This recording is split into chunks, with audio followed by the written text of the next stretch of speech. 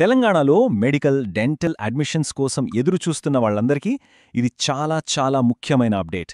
Last మినిట్లో వచ్చింది, కానీ మీ అడ్మిషన్ ప్రాసెస్నే మార్చేయొచ్చు. సో ఏంటి విషయం అనేది సూటిగా చూసేద్దాం.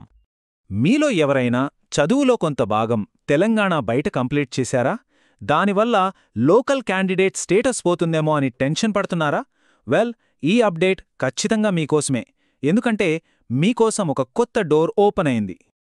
సో ఇవాళ మనం డిస్కస్ చేయబోయేది లోకల్ క్యాండిడేట్ రూల్కి వచ్చిన ఒక స్పెషల్ ఎగ్జంప్షన్ గురించి. అంటే ఒక మినహాయింపు అన్నమాట. ఇది కొంతమంది స్టూడెంట్స్కి అడ్మిషన్ దొరకడానికి ఒక సరికొత్త దారి చూపించబోతోంది. ముందుగా అసలు ఇప్పటిదాకా ఉన్న రూల్ ఏంటో ఒకసారి చూద్దాం. స్టేట్ కోటా సీట్స్కి ఎలిజిబుల్ అవ్వాలంటే ఒక స్టూడెంట్ నీట్ లాంటి క్వాలిఫైయింగ్ ఎగ్జామ్కు ముందు వరుసగా 4 సంవత్సరాలు తెలంగాణలోనే చదివి ఉండాలి. ఇదే ఇప్పటిదాకా ఫాలో అవుతున్న స్టాండర్డ్ రూల్ అన్నమాట. కానీ ఇప్పుడు సీన్ మారింది. ఇన్ని రోజులుగా ఉన్న ఈ రూల్కి సుప్రీంకోర్టు సపోర్ట్తో ఒక పెద్ద మినహాయింపొచ్చింది. ఇది చాలా ఇంపార్టెంట్ న్యూస్. ఎందుకంటే చాలామంది స్టూడెంట్స్ ఫ్యూచర్ని ఇది డిసైడ్ చేయబోతోంది. ఈ కొత్త రూల్ని అఫీషియల్గా ప్రొవైజో అంటున్నారు. సింపుల్గా చెప్పాలంటే పేరెంట్స్ జాబ్స్ వల్ల వాళ్ళ ఉద్యోగాల రీత్యా స్టేట్ బయట చదువుకోవాల్సి వచ్చిన కొంతమంది స్టూడెంట్స్కి హెల్ప్ చేయడానికే దీన్ని తీసుకొచ్చారు. అసలు ఈ మార్పు ఎందుకొచ్చిందో సుప్రీంకోర్టు మాటలోనే క్లియర్గా ఉంది. పబ్లిక్ సర్వీస్లో ఉన్న ఫ్యామిలీస్కి న్యాయం చెయ్యాలనేదే దీని వెనుకున్న ఉద్దేశం. అంటే ఇదొక సింపుల్ రూల్ చేంజ్ కాదు, ఇది చాలా ఫేర్ డెసిషన్ అని చెప్పొచ్చు. ఇక్కడో ఇంపార్టెంట్ పాయింట్ ఉంది. ఈ అవకాశం ఏదో ఒక్క కేటగిరీకి మాత్రమే కాదు, కాంపిటెంట్ అథారిటీ కోటా అంటే మన గవర్నమెంట్ కోటా, ఇంకా మేనేజ్మెంట్ కోటా, ఈ 2 కేటగిరీల్లో అప్లై చేసిన వాళ్లక్కూడా ఇది వర్తిస్తుంది.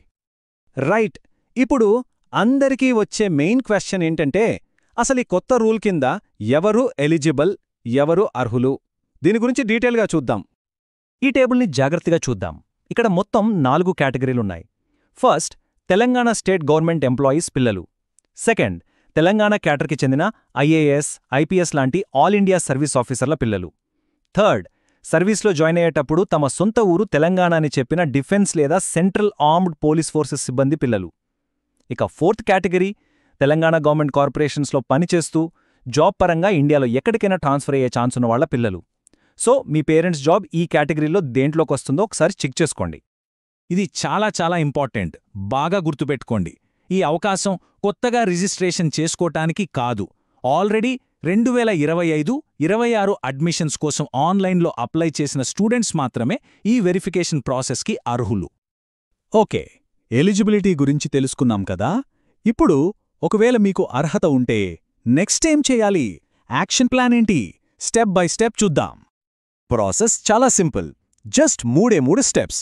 ఫస్ట్, మీ పేరెంట్ జాబ్కి సంబంధించి ఎంప్లాయ్మెంట్ సర్టిఫికేట్ తీసుకోవాలి. సెకండ్, అడిగిన డాక్యుమెంట్స్ అన్నీ రెడీ చేసుకోవాలి. ఫైనల్గా వాటన్నిటినీ తీసుకుని వరంగల్లో ఉన్న KNRUSకి పర్సనల్గా వెళ్ళాలి. ఏమేం డాక్యుమెంట్స్ కావాలో ఈ లిస్ట్ జాగ్రత్తగా చూడండి. ఎంప్లాయ్మెంట్ సర్టిఫికేట్, మీరు ఫిల్ చేసిన application form printout, original study certificates అంటే 9th, 10th ఇంటర్వ్యూ, ఇంకా మీ ఆధార్ కార్డ్. గుర్తుంచుకోండి, స్టడీ సర్టిఫికేట్స్ ఖచ్చితంగా ఒరిజినల్స్ తీసుకురావాలి. వీటన్నిటితో పాటు ఒక సెట్ జిరాక్స్ కాపీలు కూడా తీసుకెళ్లడం అస్సలు మర్చిపోవద్దు. అస్సలు టైం లేదు, చాలా జాగ్రత్తగా వినండి. ఈ వెరిఫికేషన్ ప్రాసెస్ సెప్టెంబర్ 9 ఉదయం 10 గంటలకు స్టార్ట్ అయ్యి సెప్టెంబర్ 11 సాయంత్రం 5 గంటలకు క్లోజ్ అయిపోతుంది. అంటే మీ చేతుల్లో ఉన్నది కేవలం 3 రోజులే.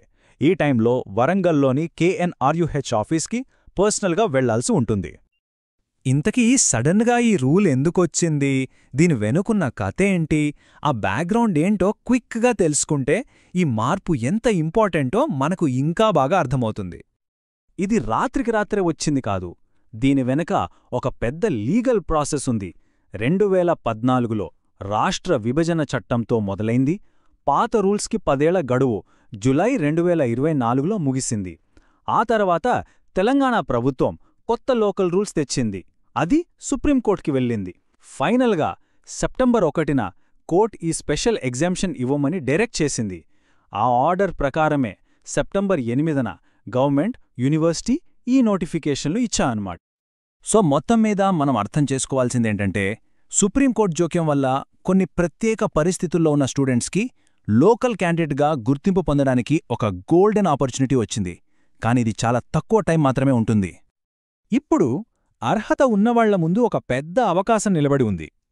ఈ ఒక్క మినహాయింపు వాళ్ల మెడికల్ సీట్ కలని నిజం చెయ్యగలదా? ఇది ఆ కీలకమైన టర్నింగ్ పాయింట్ అవుతుందా? ఆలోచించి యాక్షన్ తీసుకోవాల్సిన టైం ఇదే. అస్సలు లేట్ చెయ్యొద్దు.